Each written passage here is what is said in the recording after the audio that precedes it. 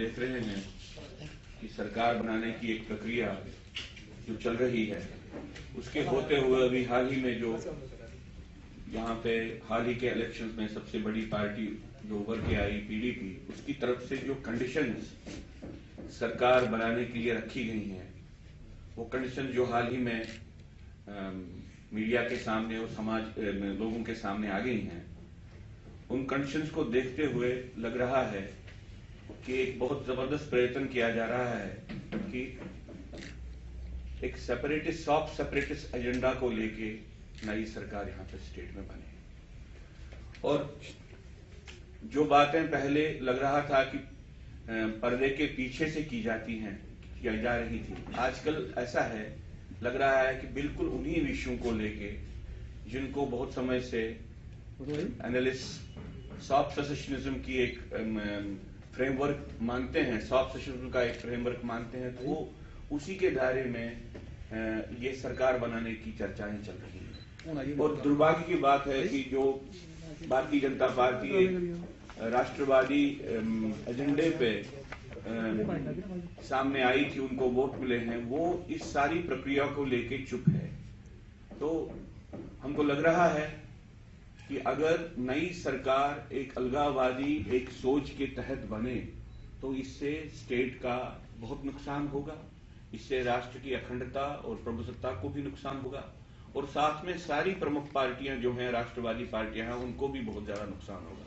और समय आ गया है कि हम सब ऐसी सोच की भर्त्सना करें, इसको कंडेम करें और साथ में ये सचेत करें भाजपा को भी और कांग्रेस को भी, जिस सोच के साथ पीडीपी चल रही है, इसके साथ एक अलायंस बनाना ये देश के हित में नहीं है। मैं डॉक्टर चंद्रशेखर जी से कहूंगा कि वो अपना आपके सामने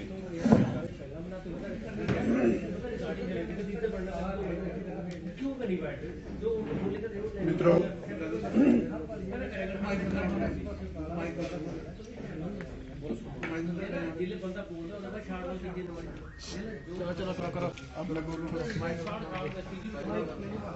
दोस्तों, जम्मू कश्मीर की रियासत जिन सियासी हालात से गुजर रही है, जैसा कि अभी बताया गया, वो बहुत नाजुक है और इस पर न केवल जम्मू के लोगों को, पूरे देश को और इस देश की राजनीति को भी गहराई से सोचने की जरूरत है कि एक छद्म और छलावे के रूप में वो सारी ताकतें जो इस देश की एकता, अखंडता और उसकी संप्रभुता, सॉवरेनिटी के खिलाफ, कभी सेल्फ रूल, कभी डिमिलिटराइजेशन और कभी सॉफ्ट बॉर्डर्स, पोरस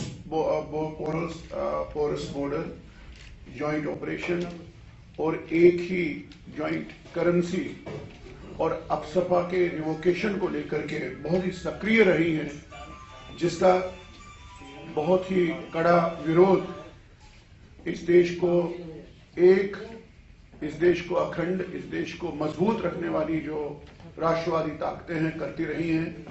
और वही ताकतें जब हम आज देख रहे हैं कि उन्हीं ताकतों के सामने एक तरह से गिड़गिड़ा रही हैं, और यहां तक कि पीडीपी के प्रमुख जो मुफ्ती मोहम्मद सैयद हैं, उन्होंने यहां तक कहा कि बीजेपी को हमने पहाड़ से नीचे उतारा है। तो ये बहुत गहराई और बहुत चिंता में डाल देने वाली बात है। हम केंद्र सरकार को, खासकर प्रधानमंत्री नरेंद्र मोदी तक ये बात पहुंचाना चाहते हैं कि ये जो आप करने जा रहे हैं, सत्ता की आतुरता, ईगरनेस के चलते या सत्ता के लोभ के चलते या अपने जो आपके कैलकुलेशंस है उनके चलते, आप जम्मू का भला नहीं कर रहे हैं, आप जम्मू कश्मीर का भला नहीं कर रहे हैं, आप पूरे हिंदुस्तान की राजनीति और हिंदुस्तान की सालमियत का भला नहीं कर रहे हैं। ये एक तरह से पीडीपी का जो प्रो हुर्रियत, प्रो आजादी, प्रो जितना भी है, उसकी राजनीति करने वालों के साथ आपका तालमेल, आपका गठजोड़ अननेचुरल है। सर, आपको मेरा एक क्वेश्चन है कि ऐसे में आपको लगता है कि री इलेक्शन ही एक हल हो सकता है? एक मिनट मैं चाहूंगा ये कैमरा ऑन कर लें।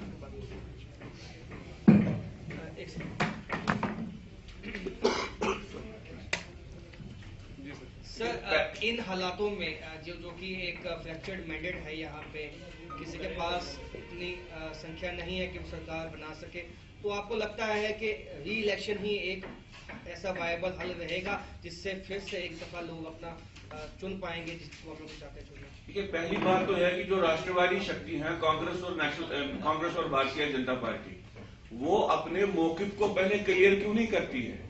एक बिल्कुल खास तौर से कंडीशंस लेके बिल्कुल डिफाइन करके पीडीपी ने गवर्नमेंट बनाने की अपनी शर्तें छोड़ी हैं, और इन शर्तों का फ्रेमवर्क अगर देखें, जमात इस्लामी की सेंसिटिविटी से लेके जेके अलग की सेंसिटिविटी, सारी ऐसी बातें इसमें कवर हो गई हैं। पहली बात तो है कि हम ये जानना चाहें कि भारतीय जनता पार्टी और कांग्रेस का इसके बारे में रुख क्या है। अगर वो अपना रुख ही तैयार नहीं करती हैं तो अगले इलेक्शन में तो इससे भी बुरी हालत होगी।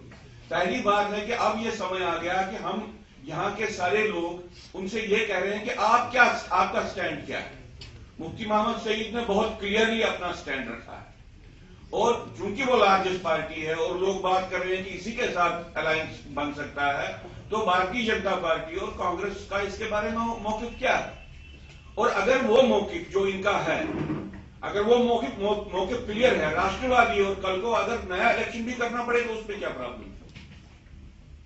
Yesterday, Venkaiah Naidu, Central Minister, has made it very clear that they are ready for discussion on 370 and no discussion required for AFSPA removal.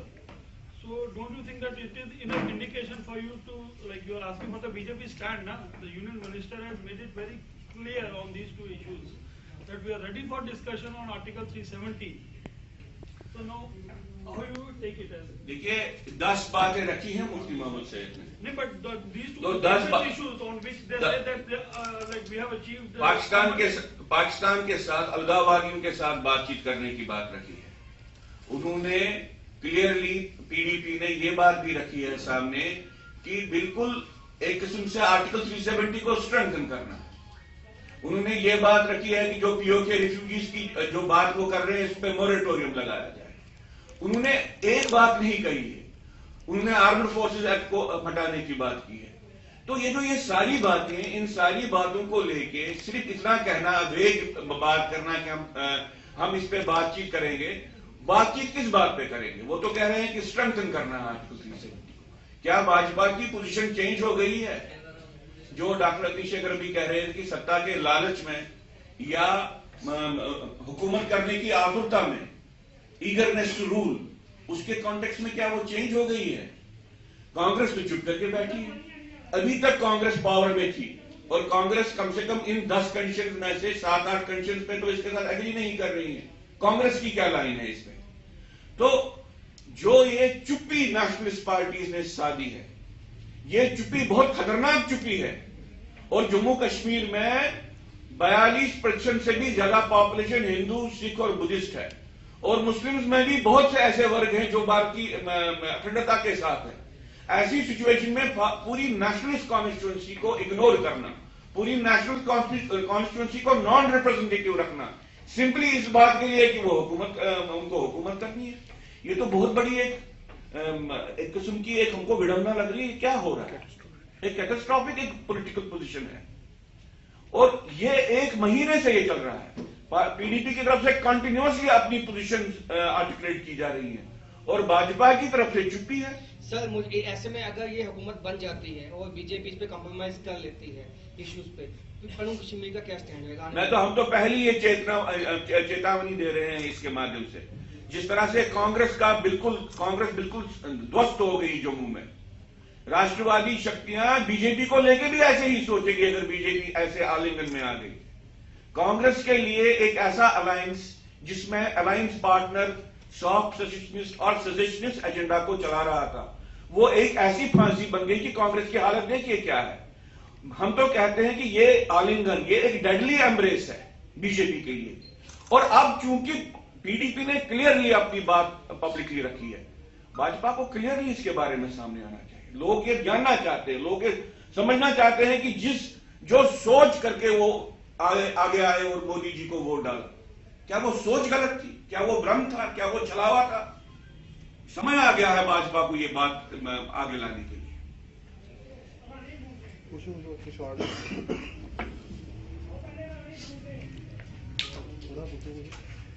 Sir आपके हिसाब से वाइबल इसका हल क्या हो सकता है? क्योंकि लोग परेशान हैं, गवर्नर रूल के नीचे लोग परेशान हैं इस वक्त। गवर्नर रूल के चलते लोग परेशान हैं, पैसा नहीं है स्टेट गवर्नमेंट के पास, फंड्स नहीं है, सैलाब से भी इफेक्टेड लोग काफी हुए, तो क्या सोल्यूशन क्या देखते हैं आप? पहली बात, मेरी जानकारी में नहीं है कि गवर्नर रूल से लोग यहाँ पे परेशान हैं। ये मेरी जानकारी में अभी पब्लिक लेवल पे नहीं आया या हमारी कोई एक्सपीरियंस ऐसी नहीं है। हल पहला हल है कि सरकार एक कॉन्स्टिट्यूशन के दायरे में बने, एक सरकार जो बेसिक नेशनल इंटरेस्ट को दरकिनार रख के बन जाए, वो तो सबसे घातक रहेगी इस प्रदेश के लोगों के लिए। पहला हल है कि अगर कोई एजेंडा बन सकता है जो राष्ट्रवादी हो, जो नेशनल फ्रेमवर्क में है, तो बन जाए, लेकिन उसके लिए बहुत इंपॉर्टेंट है कि भाजपा या कांग्रेस तो पहले डिक्लेयर करें कि उनका एजेंडा क्या है गवर्नमेंट बनाने के लिए। गवर्नमेंट बनाने के लिए वो क्या सोच रही है, और बाद में ऐसी कोई बात नहीं है, री-इलेक्शन कोई ऐसा कोई ऐसी बहुत बड़ी दुर्घटना नहीं है। दिल्ली में री-इलेक्शन हुए तो कौन सी बड़ी बात है। उसके संदर्भ में भी मैं ये कहना चाहता हूं कि भाजपा को और कांग्रेस को सोचना चाहिए, इस तरह से चुप्पी साध के कहीं वो अपने राजनीतिक हितों को बिल्कुल खत्म तो नहीं कर रहे हैं स्टेट में, और एब्डिकेट तो नहीं कर रहे हैं, ये हमको लग रहा है। और एक और बात कि ऐसे अननेचुरल अलायंस में जाकर के हुकूमत चलाना इस स्टेट के लिए, इस देश के लिए बेटर है, या कि उसको ठोकर मारकर एक हेल्दी स्ट्रांग नेशनलिस्ट अपोजिशन बन के असेंबली में रहना ज्यादा बेटर है। तो हमको लगता है कि उनको इन मुद्दों पे सोचना चाहिए, पुनर्विचार करना चाहिए। और आपको ये भी याद दिलाने की जरूरत है, ये वही पीडीपी है जिसने इलेक्शन के दौरान खुल्लम खुला ये कहा था कि हमको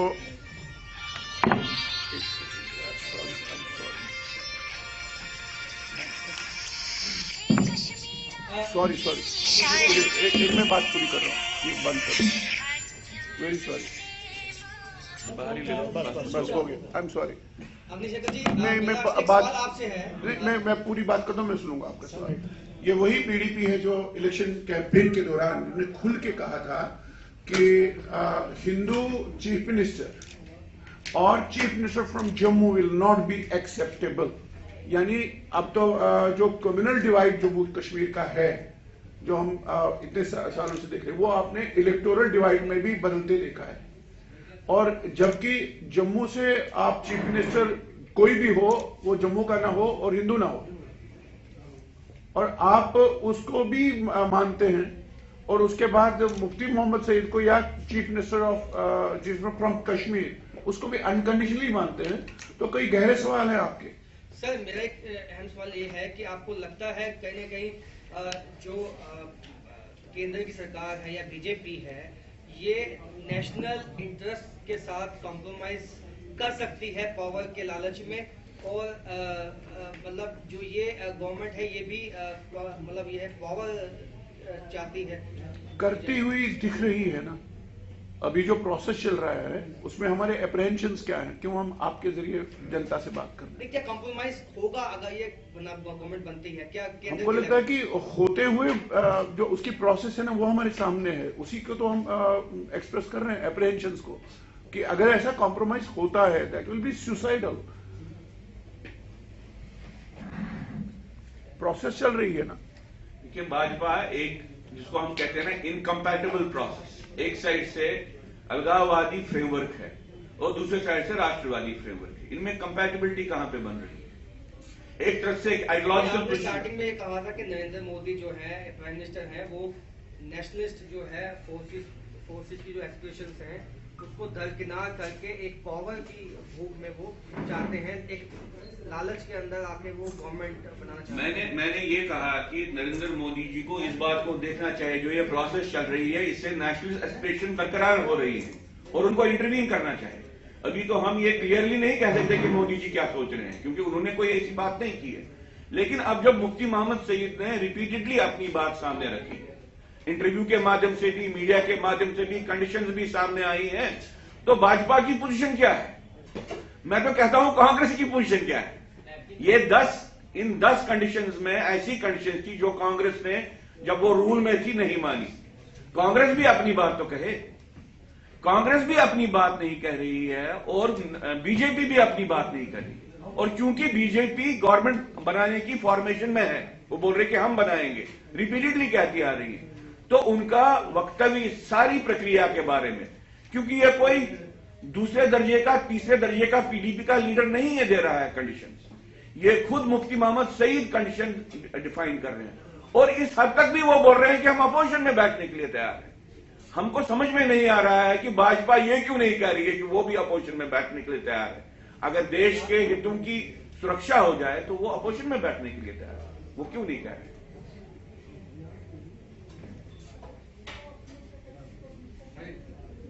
आपको लगता है ये एक बहुत बड़ा डिजास्टर होगा अगर बीजेपी और पीडीपी इकट्ठे आते हैं? ऐसी हालत में जो कंडीशंस हैं, जो अभी अब ये हमने अभी तक बात नहीं की इसके बारे में। गवर्नमेंट बनाना एक लेजिटिमेट एक हक है, असेंबली में चुन के आ गए हैं, लेकिन अब जब पीडीपी ने अपना एजेंडा डिफाइन किया, उस एजेंडे के बाद हमको लगता है कि अगर उस एजेंडे को ध्यान में रख के कोई गवर्नमेंट बनती है तो ये डिजास्टर देश के लिए होगा। ये सिर्फ पॉलिटिकल पार्टी बीजेपी या कांग्रेस के लिए ही नहीं होगा, ये पूरे देश के लिए डिजास्टर होगा। ये बात उनको समझनी चाहिए।